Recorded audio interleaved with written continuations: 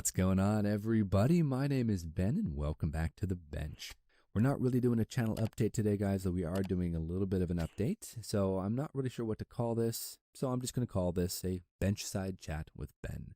But before we get into the meat and potatoes of the video, I wanted to go ahead and show you guys what I'm working on here. This is a 1/48 scale Ki-44 Shoki. This is actually one of those test beds that I'm using. This is the kit here. It's an older kit. It's made by a company, I believe it's pronounced Ari or Airy, I'm not really sure, but it's a really nice little kit, super cheap, but I'm using it as a test bed for what I hope to be all-clad. Now I've tucked in the landing gears and added a few extra parts in here and there and tucked in that rear tail wheel, and I've been kind of sanding it and smoothing it out and taking care of, rivets and all those lines. And I'm just really trying to get this thing as clean as possible because I want to go ahead and try a black super glossy basing so that I can go ahead and come in and hit it with all-clad when I eventually buy all-clad.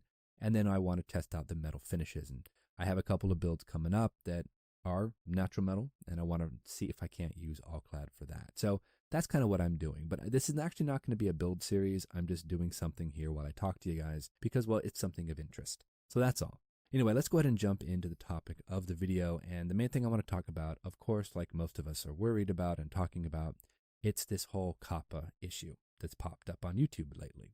I wanted to just kind of chime in with my thoughts and what I'm planning on doing and just kind of see what you guys thought about other issues with it. So I've been watching a lot of videos, been reading a lot of things here online, and I keep getting progressively more and more worried.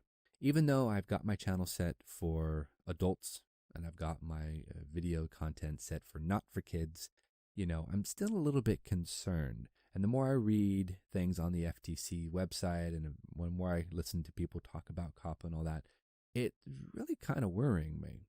Now, let's go ahead and back up just a little bit and let's talk a little bit about what COPPA is. COPPA was legislation put into act about 98, somewhere around the late 90s. It was originally designed to protect children against online predators and also collection of data on those children. So the story goes that YouTube and Google were basically collecting data on kids. Because of that, the FTC went after YouTube. I think some parent groups and whatnot, they also went after YouTube and complained to the FTC about YouTube. And eventually, YouTube had to settle for $170 million. That's the last number that I read online. That's a lot of money. So basically, YouTube has now decided it does not want to deal with this anymore. It's lost enough money. It doesn't want to affect its bottom line. So it's now saying, you, the content creators, it's up to you guys. We're out. We're done. And what are they doing to go ahead and push this? They're making us content creators flag our own videos as for kids or not for kids. We also have to flag our channel as for kids or not for kids. Now, YouTube wasn't told to do this. This is them voluntarily doing this. And I applaud them for trying to kind of give us content creators a little bit of a head start. Because starting on January 1st, 2020, the FTC, or so they have said, are going to start going through all of the content on YouTube, going after content creators that they find in violation of COPPA. And YouTube, they have backed out of it totally. So that means that there is no buffer between the FTC and content creators. Not anymore. YouTube has backed out of that completely, and now the FTC is going after us. I was watching the actual press conference that the FTC gave, and the spokesperson did make an interesting analogy by saying that it's very similar to shooting fish in a barrel. YouTube is the barrel, and we, the content creators, are the fish. Now, FTC has said that if they find you in violation of COPPA, you can be fined up to $42,000 some dollars. And it's not just once, it's per video that they find to be in violation. So that's not really a good thing either. If you have 1,000 videos and you're hit with $43,000, you're talking a lot of money. These larger YouTube channels can be looking at millions of dollars in fines. So that's a huge worry for a lot of us, I know. Now, the FTC said that they aren't going to immediately just start slapping people with $43,000 fines. They have an algorithm that they're going to run that's based on the amount of people that watched it, the length of the video, how much money you earned. So it's not going to just all of a sudden be, bam, $43,000. There's going to be a sliding scale that they're going to adjust on a case-by-case basis. So at least that's a little bit of good news, but it can be upwards of $43,000 at the max. So I don't know. I don't know. This is all very, very strange, very, very strange times right now. Now, YouTube, in their infinite wisdom, has decided to go ahead and help us out by going through our videos and using one of their machine learning type algorithms, which we know are garbage anyway. And they've decided to pinpoint videos in our library that could be potentially targeting children. And they've decided to flag those videos. And now you might be thinking, okay, what is the big deal if they went ahead and they said, okay, you have a couple of videos that are for kids? Well, if you have videos that are for kids, those videos are treated differently than videos, say, for an adult audience. Those videos that are for kids are no longer eligible for any sort of comment section, so you can't have any communication with your subscribers. You also get no notifications for any of those videos that are released that are supposedly for kids. You can't have any sort of end cards or any information, that pops up on your screen. You can't save them to playlists. You can't save them to watch later. They just vanish, So unless you know a content creator is going to post a video, you aren't going to know when anyone does anything because there's no notifications, no bell icon. There's none of that with kids' videos because YouTube doesn't want to deal with it. It's too dangerous. They do not want any kid-friendly content. If we decide to label our videos as for kids, we lose all comments, we lose all notifications, we lose all sort of interaction with our subscribers. And if we run the risk and we don't label them for kids and the FTC decides, this is a kid video, we get slapped with a fine. And you might be thinking, oh, well, if I'm not monetized, what does it matter? I would imagine, and from what I've been reading about and hearing about online, that if you aren't monetized, you're still affected by it. Because again, what's the one thing we want to do here as modelers on YouTube? We want to gain a community. We want to build that community. And we release videos, and most of us get notified when someone releases a video. And then we all kind of congregate, we watch the video, and we drop comments, and we enjoy, the whole journey. If you don't have any of the comment section, you don't have any notifications, no one's going to know you're posting a video. The community will eventually wither away and die. So that's kind of a dangerous thing. Just for fun, I went on and I read through what I could read through, the basic idea and gist of COPPA. And the FTC gave us some guidelines on what we can do to make sure that we are COPPA compliant. Same thing with YouTube. And YouTube basically just took the general gist of these. So some of these are completely ridiculous. They are so ambiguous. I don't know what they mean. For example, you have to consider the subject matter of the video. Is it aimed towards kids? Well, maybe. Do you have music or kids games or computer games, video games, children's TV shows or cartoon characters, sports, stories, toys, children's books, fantasy, children's art and crafts, pets? I mean, products primarily purchased or consumed by kids like snack foods or cereal. I'm not a kid. I love cereal. I don't know what they're getting at with that. Also, you have to consider presentation, the language, all right? How simple is a language or how complicated is a language? Is it designed for people under 12? Do you use short, colorful descriptions? You use slang or pop culture phrases. Examples, kid language might be identified as, kids only or fun or free stuff. So there's all these little things that they said this actually might identify your video as a kid's video if you use any of those words. You have to look at whether the video uses visual content that are appealing to children. Now, this is where it really gets dangerous. Appealing to children. What does that mean? I don't know about you guys, but when I was a kid, everything was appealing to me. I watched a ton of Discovery. I watched a ton of science.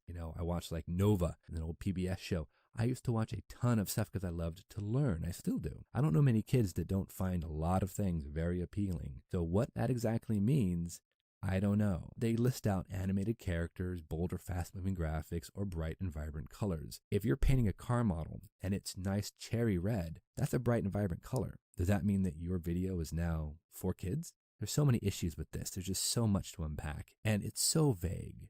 I don't know what any of this means. They need to give us certain parameters that we can follow that are actually viable. None of this is viable. This cannot sustain YouTube. YouTube will completely implode on itself if they don't do something to figure out what exactly they mean. It's just absolutely crazy. Even audio content. Is the audio content appealing to children? Do you use simple or popular tunes or songs, cartoon voices, childlike noises, sound effects, all of that? It's nuts, guys. This is all crazy. None of this really is good news either, So we're left with a difficult decision. What do we do as content creators? You don't have to necessarily be monetized for this to affect you. Every single channel on YouTube will be affected by this. We're just going to be hit. Now, one of the things that Google told us that we could do is to check our own analytics. I've looked at my analytics and I've looked at the, last 365 days, and there are no viewers that are below the age of 24. All of my viewers are 24 and above, with the majority of my viewership coming right in the middle of the whole area, about 50 to 60. Right there, that's the majority of my viewers. So I've got analytics from YouTube proving that I do not have a kids audience. I don't, at least not according to YouTube. So basically what I'm planning on doing here is I'm just going to go ahead and keep my channel here on YouTube. I've spent a lot of time building up this channel. I don't want to lose it. Most likely going to make sure that I'm not monetized for any of my videos, at least going into January 2020. And I'm actually considering something I just saw Papa Dan do earlier today. He did a bit more satirical version of this, but I might actually put up a disclaimer in front of my videos saying something along the lines of, this video is not meant for anyone under the age of 13. Something just to make sure the FTC, if they do watch my videos and they do go, okay, what's this model builder doing? I want them to know that I am not making content for children. So that might help. I don't really know, to be honest, but I'm thinking that might not be a bad idea. Lastly, so there are two things that we can do, and I've done both of these things myself as YouTubers, as creators, as, just general fans of the platform. The first thing is we can sign a petition on change.org. So I would urge you guys to go head over there. The link's in the description below. Sign that petition. Let the FTC know that, okay, something's not right with this, right? That's the first thing. The second thing you can do is you can actually leave a comment on the FTC website, because the FTC is actually looking for public comment on this exact issue.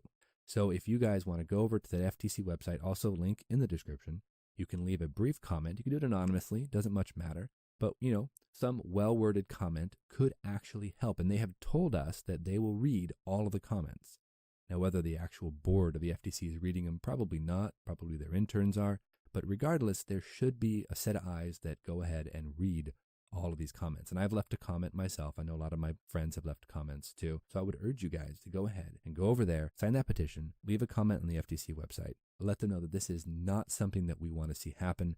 They're destroying family-friendly content. They're hurting all of the channels by implementing COPPA in this way. They need to know that we are not happy about it. If the FTC can go ahead and clean up the language, give us more of a clear definition about what exactly they're targeting and what they're looking for, then we can all make sure we're COPPA compliant and there's no issue. But right now, we don't know. And that's the trouble that I have with the whole thing. And to be honest, I'm still worried about it. I'm still nervous, because even if you aren't monetized, if you make a video and it's classified as for kids, no one's going to know you even post that video. It's going to disappear into obscurity because you can't be notified. You can't have any comments. We're going to lose all of that.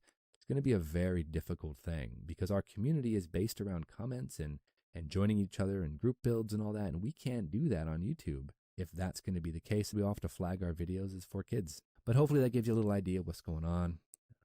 Again, I'm no expert on this. This is not legal advice. I have no idea what's going to happen. I just know to make sure your channel is set for your proper audience. Check your analytics, see what your audience is.